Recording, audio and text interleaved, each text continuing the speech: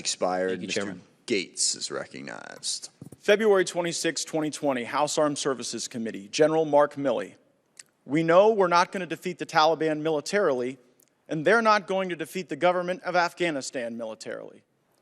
You really blew that call, didn't you, General?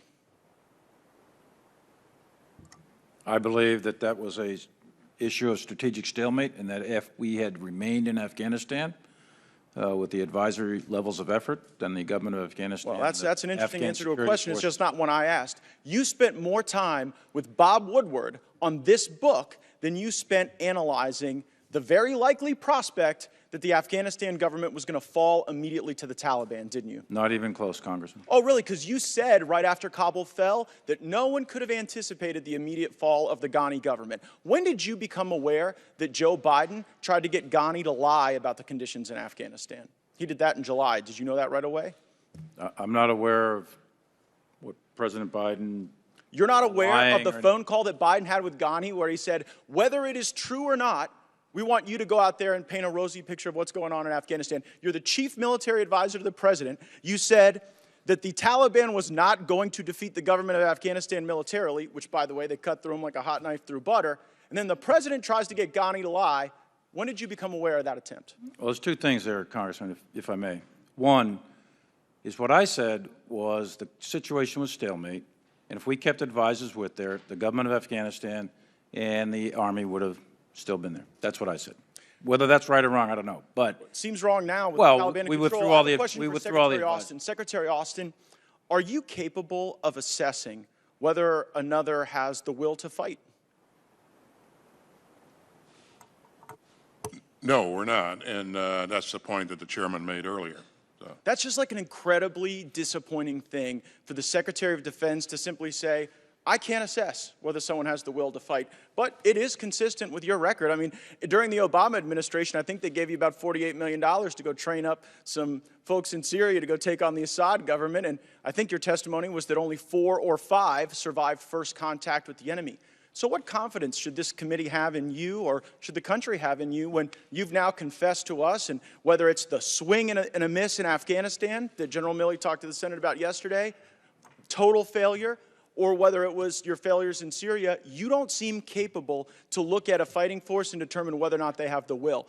Well, Is that an embarrassing? You recall, Congressman, that the end result was the SDF that we stood up that was very, very instrumental in turning the tide of battle up in Syria. Oh, yeah, turned it so much. You've got Assad in power in Syria. You've got the Taliban in power in Afghanistan. I mean, where have you been? The focus was ISIS, Congressman, and those forces had significant effect on the ISIS network. It just seems like you're chronically bad at this, and you have admitted that, I guess, which is to your credit. But you know, when people in the military, like Lieutenant Colonel Stuart Scheller, stand up and demand accountability, when they say that you all screwed up, when they point out that General Milley's statement that that the government of Afghanistan is not going to get defeated by the Taliban, well, he ends up in the brig, and you all end up in front of us, and your former employer Raytheon ends up with a lot of money, and we have poured cash and blood and credibility into a Ghani government that was a mirage. It fell immediately. And while the guy sitting next to you was off, talking to Phil Rucker and was off doing his thing with Bob Woodward, we were buying into the big lie.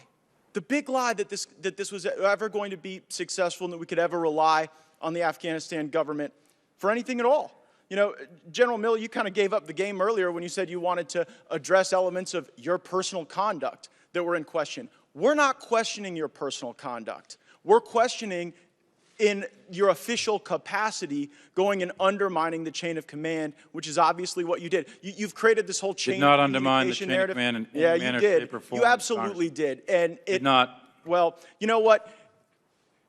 You said yesterday that you weren't going to resign when senators asked you this question, and I believe that you guys probably won't resign. You seem to be very happy failing up over there.